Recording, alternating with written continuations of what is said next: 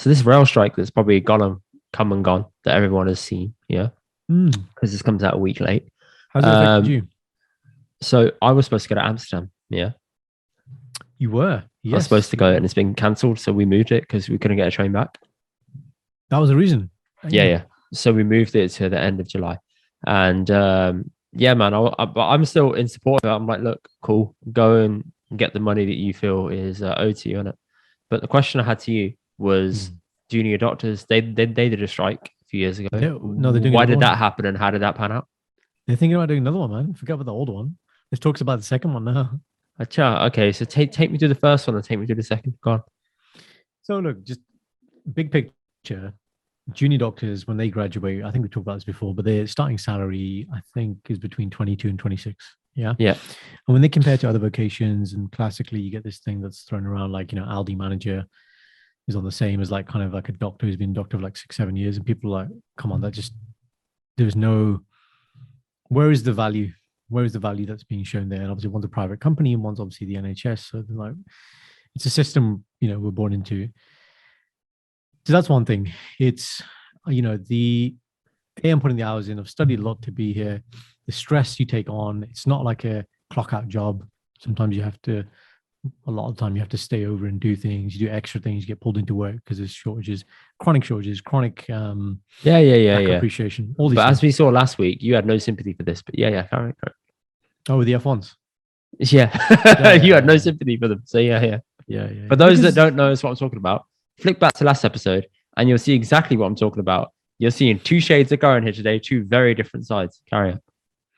yeah. So second thing is, so there is a kind of like a built-in um pay increase for all doctors of all grades. It's different, but different like kind of a consultants for nurses, for doctors, all these things. But what they're looking at is the rate of inflation historically for the last X number of years versus, okay, the percentage increases this has happened for a doctor is X, but actually a real sense is actually it's not even, meeting inflation. So it's an actual, it's a loss. That's Yeah. basically the point they're making. And they're saying that historically, again, it's very hard for a doctor to go on strike because it's going against what they believe this is right and how it's going to affect patient care. Now, in 2015, when it happened, junior doctors had these support consultants, obviously the most senior people. They said, you do this because you need to do it. And if you don't make the stand now, it's going to have a knock-on effect down the line. We will hold it down. And by and large, the consultants did very well. I mean, when I spoke to them afterwards, they said things like, obviously decision making is very good, but logistically we don't know what we're doing. We don't know how to print things. We don't know how to get things done. We know what to do, but obviously you guys are better at getting it done.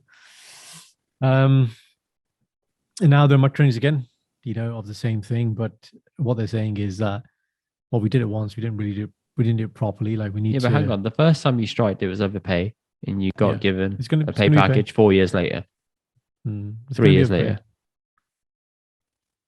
But again, yeah, the pay packet was given. Net sense is net loss is what they're saying. That's what they're arguing. They're saying it's just not a real. And then there was always a comparison about like the MPs have got this, and this increments that just keep going up, whatever. But what they're saying is now, obviously I'm not comparing to kind of, Indian farmers protest, which is that's how you protest, man. That's a different scale of protest. That's extreme, but yeah. There needs to be a more sustained protest, let's say. If Yeah. you're really going to feel it, then you've got to do it properly. Not 1-2 days where it's fine, consultants can hold it down and that's it. So what's the second strike about then? No, it's exactly the same. It's just pay. Some more pay. You know what it is? I think if you fix the other things in the NHS, which is, you have genuinely good amount of annual leave and it's not hard to get annual leave, right? Holidays. And you don't go into every day and it's like a struggle and a battle to get stuff that works. I don't think it's that, man. It's pay me. Like, no, it is pay me, but you're a lot happier if there's other things about like happiness is nice and all, perks. But happiness ain't gonna pay for your fucking meal at nighttime. It's not gonna pay for your petrol to get to work. Yeah, we appreciate that. It's yes, there needs to be a pay increase, but I'm saying what it takes a lot less for a doctor to get to that point and be like, I want money if the other things are fixed. takes a lot longer because you've got all these other things. You're just like, okay, it's fine. I can do other things. It doesn't have to come from medicine. I'll do X, Y, Z outside the hospital. Yeah. But because those other things are bad as well, it's like, why are we doing this? If those things aren't good, why am I putting up with this shit? I'm not getting paid enough, and those things are shit.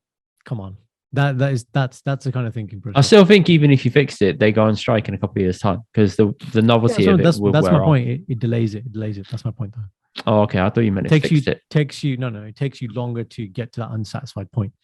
I think nurses should strike first, man. I think their overdue pay rises first. Let's be honest. They got a 1% like last year. So yeah, they're getting shafted, and they're more short on nurses than they are doctors because there's a constant stream of doctors coming through from universities. There's not a constant stream of nurses coming through in the same way, shape, or form. Yeah, who wants to be a nurse, man? Again, So they look at the same thing. I got told something yesterday. If somebody on OnlyFans, I think it's OnlyFans, who earns 10 grand a month from selling farts. There's a niche for everything nowadays, man. Well, now she's going to be selling her breast sweat. There we go. Right? That's the world we live in. Here's somebody who will clean your shit and take care of you and save your life. Minimal money. This person will sell some fart or whatever it is for you. Hang on, is she selling what fart sounds? I don't know what it is. It's like fart. I think it's in a jar.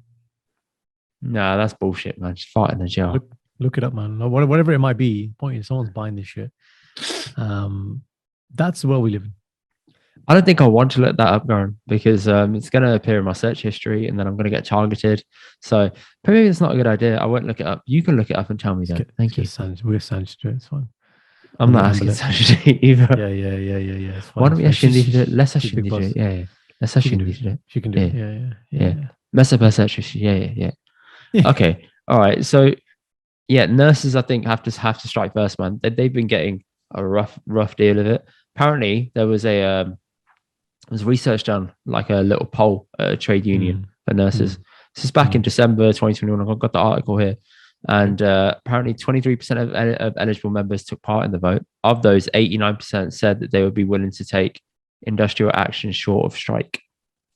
I was like, oh, 54% of that said they'd be willing to actually strike. And I was like, oh, that's actually quite interesting. Problem is, though, is that the whole, I think nurses are coming in and out so much, it's probably hard to get a sustained build of steady attack going. And that's or just steady support. Until you have sustained pressure so that the other side has to, offer some terms, nothing's going to happen. And it's the other side, isn't it? It's that moral conscience, man. Like literally, we could turn up and be like, this isn't safe. We're not going to do anything. Close the hospital. Let's just leave. Could do that. But they won't. Do that. Yeah, could, but won't. Yeah. But it's like for the government to understand what the NHS does. Yeah, look, they come to the hospitals, they see what they want to see. They see a little snippet, but until you've lived it and seen, they see the nicest bits, man. Come on, let's be honest. Yeah, they open because they come for openings, don't they? Open the new. They come for the opening, or they get really brief that Sajid Javid's coming in. They make sure everything looks tip top, Magoo, and then that's it. Bus. Everything is back to normal. Hey, Jaspal, you're doing good job, man. Hey, yeah, good job. Hey, good. And let's wheel out all the people again who just don't belong here. Yeah, hey, Jaspal, you brown, you come here. Come on. Yeah, that's it, man. Let's get the two brownies in a picture together. Woo, yeah, that's it. Doing good job. Yeah, I can see that. What I was going to add is trade unions are underrated, man. They need to be propped up more and more because fair enough, man. If this strike action of trains is that inconveniencing to everyone, because train workers do a lot and they are a massive cog in the machine of transport just in the UK. And I think they chose this weekend because it was linked to, what was it? It's Glastonbury week. And obviously striking now is going to have the biggest impact on people.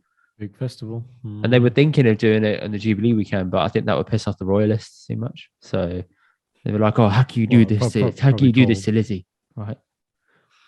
How can we get to Ascot? Is it Ascot? No. Ascot's I think that's just happened. No, it's not Ascot. Windsor. How can we get to Windsor and watch everything? Oh, good Lord. Imagine Is it all train drivers or just TFL?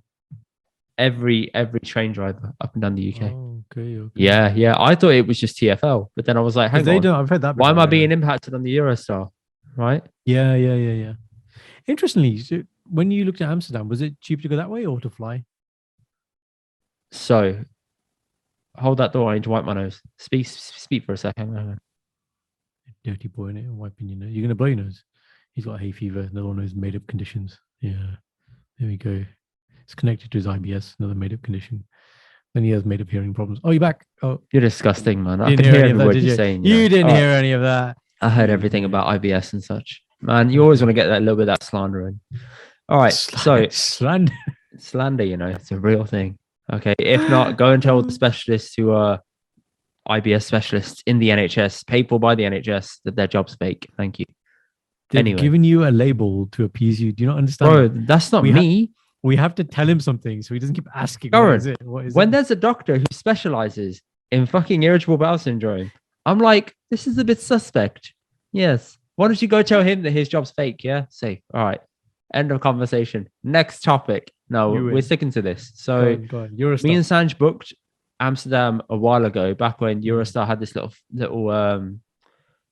little Offer. sale going on, and they were Nice. giving away train tickets for like about, not giving away, but they were sending them for like £30 there and Wow. £30 back, which is really cheap. So we booked that. Then we were going to go in January, but then Amsterdam shut down because of COVID. So then we moved it to the week of this week. Oh, No, you've been trying to do this for a while. Yeah. So then we moved it to a couple of weeks ago, but that was my niece and nephew's birthday. So we moved it to this week. And then now this has obviously happened. So we've moved it to the end of July. And we've had to pay like a difference each time. Because we paid a difference each time, the price of it's probably leveled out to a normal Eurostar ticket now. So our saving is pretty much gone. But it was nice while it lasted. Now, to get a flight back would have been 120, 130. And I was thinking, that's considering how much we were paying to go there, that's kind of the same as coming back. But then I said, Sanj, I've had an ear operation. I can't get on a plane. And she was like, oh, crap, you and your bloody operation. I was like, yeah. like you're the problem, right? Yeah. Yeah, it's all my fault, man. Limiting factor. That's surprising, man, because obviously Amsterdam's very close to us. And you think about, we flew to Geneva 2 years ago, I think it's something like 30 quid, 19 quid ticket. It's cheap. Yeah, man. but the thing is, though, is that supply and demand, isn't it? So if all these trains were cancelled, everyone's thinking, let's get the next available set of transport, either train or flight there and back, which is going to push up prices. I'm sure if we looked at a different week, it would have been cheaper. But then we start looking and falling in towards summer holidays, which isn't what you want to do either. So it gets a bit complicated trying to keep track of it all. You've got, I mean, that you're just at the start, then, aren't you, of the summer holidays? We're going at the end of July, so we will be at the start. So we might get caught with hotels. I need to look at hotels, but we'll have a look and see how much it is.